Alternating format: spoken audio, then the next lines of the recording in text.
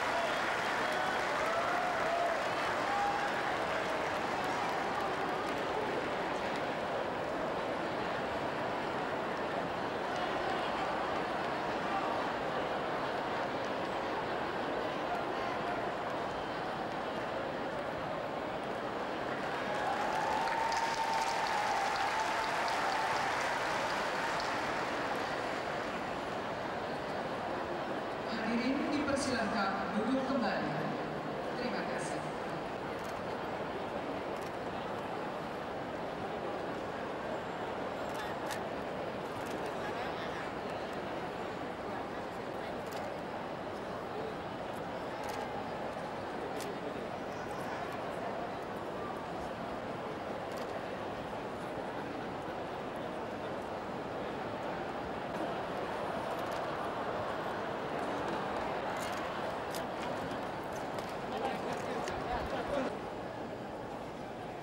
Di malam yang penuh kegembiraan ini, sudah sepatutnya alam semesta ini dengan segala isinya dan menjadikan manusia makhluk di atas mereka yang senantiasa bertakwa kepadanya.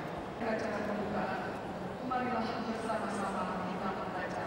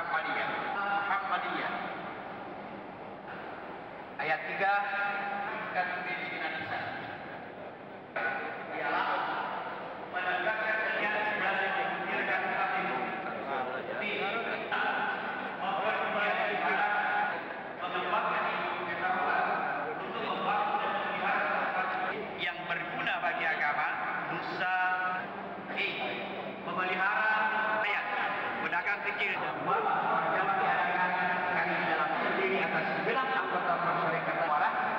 Musyawarah tersah apabila dihadiri oleh anggota suara terbanyak. Peraturan kerja rapat kerja badan. Ketentuan mengenai masing-masing jenis amal usaha dan hak milik masyarakat dalam keadaan yang sangat memerlukan. Ayat 1, perubahan anggaran dasar terjatuh dalam agenda seterusnya. Demikian hasil keputusan Taris Gunawan dari narasumber papan.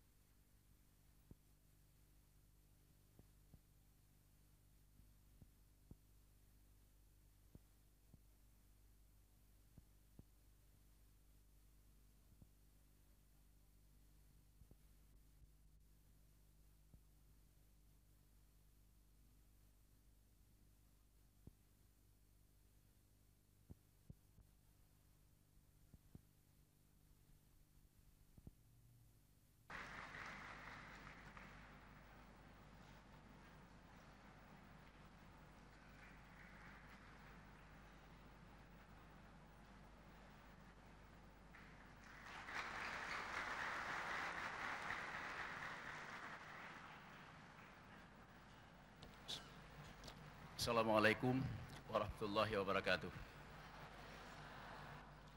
Ibu Wakil Presiden yang terhormat,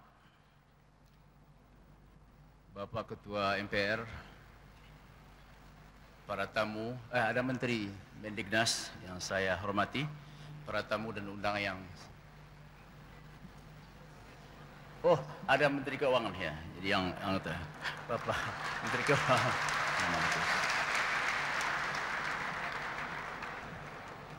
Sampailah Muktamar Muhammadiyah, Aisyah, NA, dan Ikatan Remaja Muhammadiyah ke malam penutupan.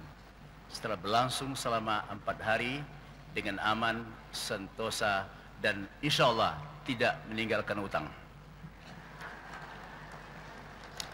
Dalam pidato penutupan ini, saya membacakan sebuah ayat dalam Al-Quran dalam surah Al-Hasyr ayat 19. A'udzubillahi minasyaitonir rajim. Wala takunu kalladzina nasullah fa ansahum anfusahum ulaika humul fasiqun. Dan janganlah kamu ibarat orang yang melupakan Allah, maka Allah pun akan menyebabkan mereka, akan membuat mereka lupa kepada diri mereka. Mereka lah kelompok orang yang fasik. Lupa Allah, manusia yang lupa Allah akan menyebabkan mereka lupa daratan, lupa lautan. Dan barangkali bangsa kita mungkin hampir berada dalam situasi yang semacam itu. Ulaika humul fasiqun. Merekalah orang-orang yang fasik. Fasik diartikan sebagai orang intelektual, punya pemikiran, tapi menyalahgunakan intelektualitasnya itu dan juga menyalahgunakan kepintarannya itu.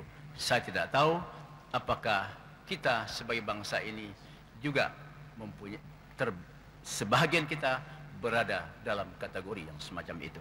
Mudah-mudahan tidak. Ibu Wakil Presiden, untuk nostalgia, Bung Karno pernah menjadi ketua pengajaran Muhammadiyah di Bengkulu.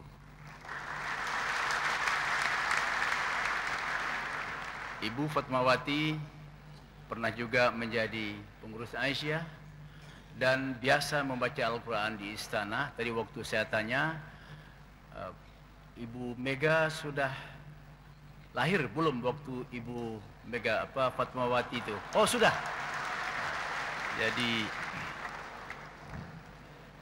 Jadi sebenarnya yang sekarang menjadi wakil presiden ini, bapak dan ibunya adalah dari keluarga besar Muhammadiyah.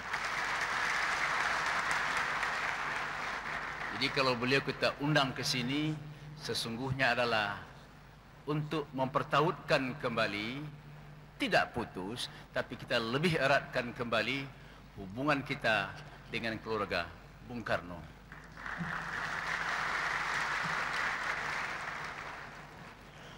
Kemudian saudara, mulai pidato khatimah ini, sekali lagi saya mengucapkan terima kasih yang sebesar-besarnya kepada semua pihak, terutama kepada para dermawan, kepada donatur yang tidak perlu saya sebut namanya di sini, termasuk presiden dan lain-lain, sehingga kami dapat menyelenggarakan muktamar ini dengan dana, dengan biaya kira-kira lebih dari 6 miliar. Tapi saya hitung-hitung sementara, kita insya Allah tidak tekor dan tidak. Jadi jangan dia khawatir saudara peserta akan kami minta ya menolong, tidak, insya Allah tidak. Dengan demikian orang masih percaya kepada Muhammadiyah. Kepercayaan ini besar sekali maknanya dan tanggung jawab kita juga.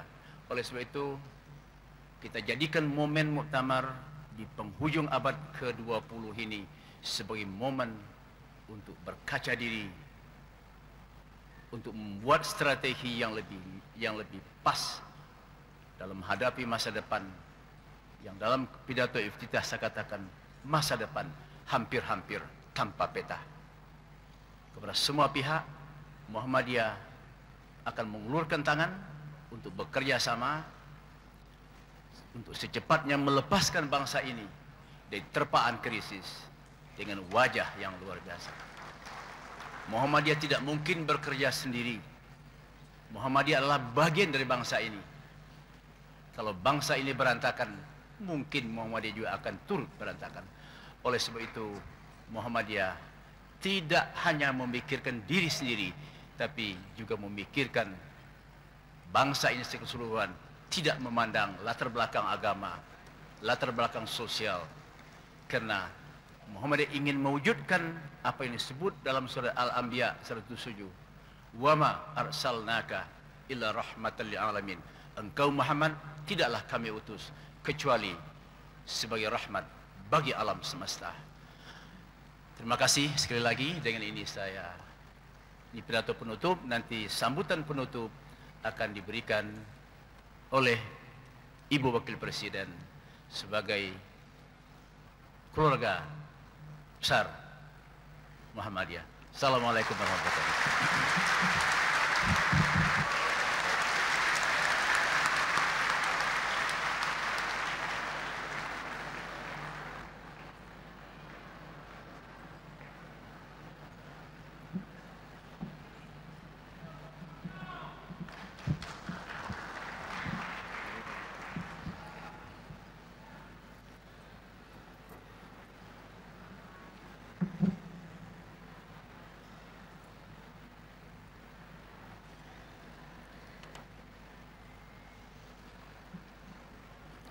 Para menteri yang saya hormati,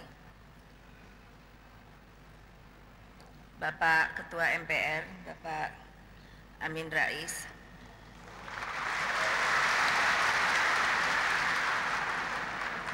Bapak-bapak serta ibu-ibu, peserta muktamar yang saya hormati, pimpinan serta para anggota pengurus pusat Muhammadiyah, baik yang lama maupun yang baru, hadirin dan hadirat yang saya muliakan. Assalamualaikum warahmatullahi wabarakatuh. Pertama-tama, izinkanlah saya menyampaikan selamat kepada seluruh warga Muhammadiyah dimanapun sekarang berada, atas telah terselenggaranya dengan baik dan selamat muktamar ke-44 ini. Secara khusus, saya juga ingin mengucapkan selamat kepada seluruh jajaran pengurus baru di bawah kepemimpinan Profesor Dr. Syafi'i Ma'arif. Selain itu juga kepada pimpinan Aisyah, Profesor Dr. Hajah Hamamah, juga kepada,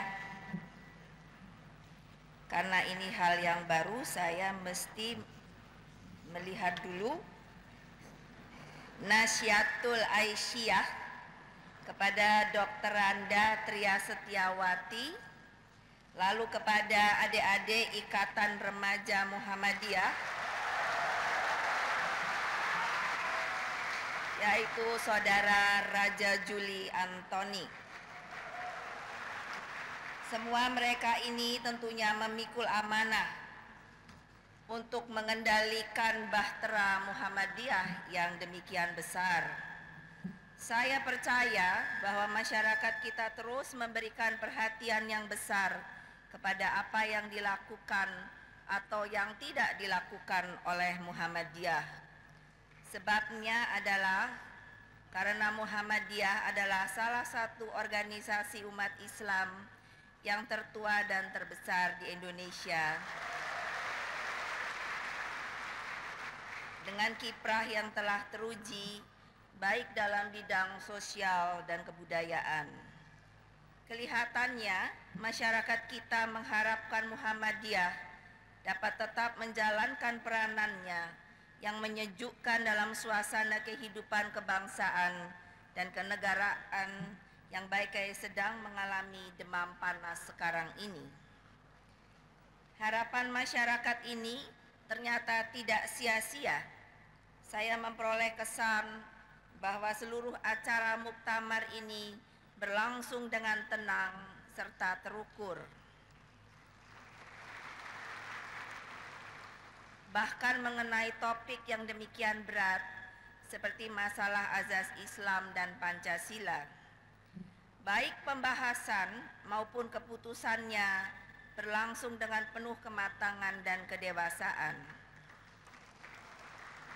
Dengan kematangan dan kedewasaan ini, muktamar sekarang ini bukan saja telah berhasil memelihara keutuhan Muhammadiyah sendiri, tetapi juga telah ikut membantu terpeliharanya stabilitas nasional yang demikian kita butuhkan untuk dapat keluar dari situasi krisis berganda yang kita hadapi sejak 3 tahun belakangan ini. Secara pribadi, saya merasa mendapat kehormatan besar untuk diundang dalam acara penutupan muktamar ini. seperti tadi yang dikatakan oleh Bapak Profesor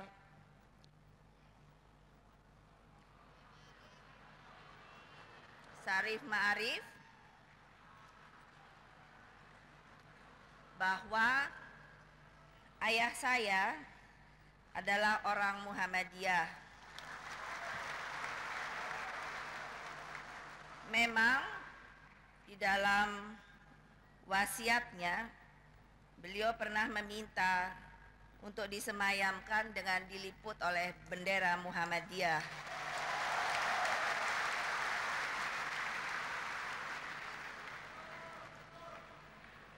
Tanpa membesarkan diri, keluarga dari ibu saya juga hidup dalam lingkungan tradisi Muhammadiyah.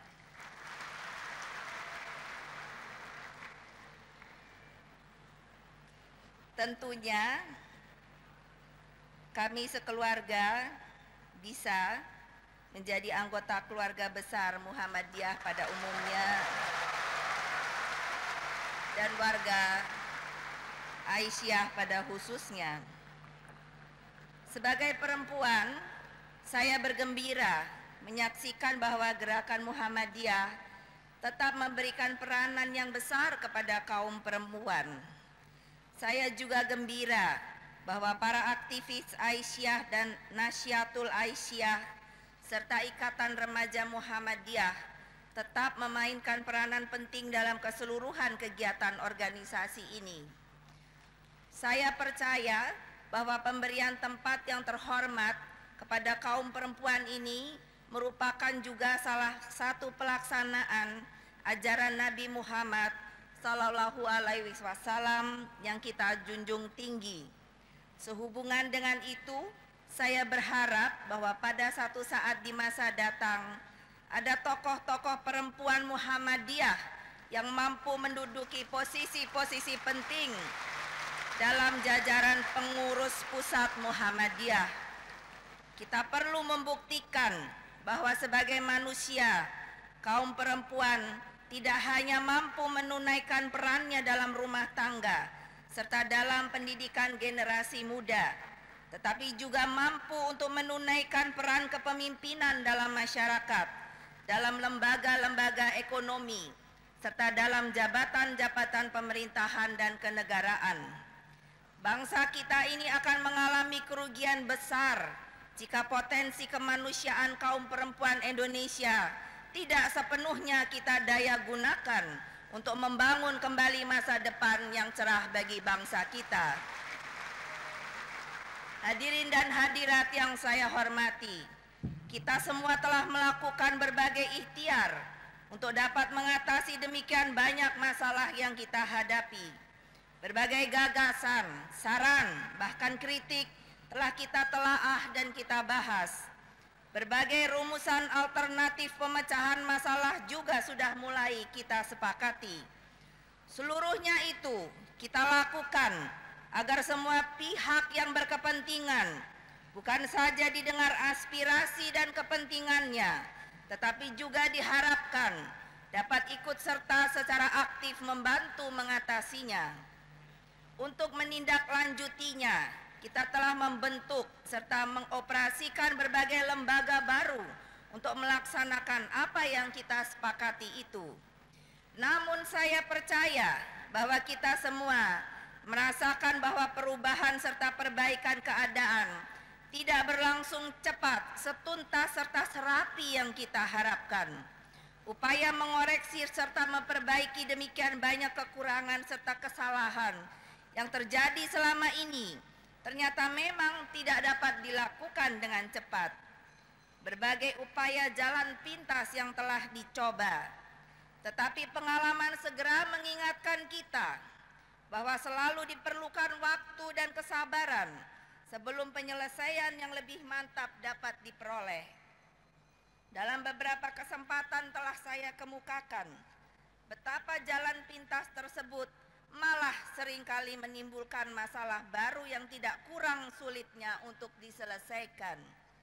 Saya memperoleh kesan kuat bahwa berbagai lembaga nasional kita baik lembaga formal maupun lembaga informal, baik di tingkat pusat maupun di tingkat daerah, seakan-akan sudah kewalahan dalam menangani himpunan masalah nasional yang telah terakumulasi demikian lama. Saya khawatir seandainya tekanan tugas ini berlangsung secara terus-menerus dalam intensitas yang sama seperti selama ini, satu demi satu lembaga-lembaga nasional itu akan mengalami kelelahan. Kelelahan lembaga-lembaga nasional kita itu dapat menimbulkan rangkaian dampak yang serius.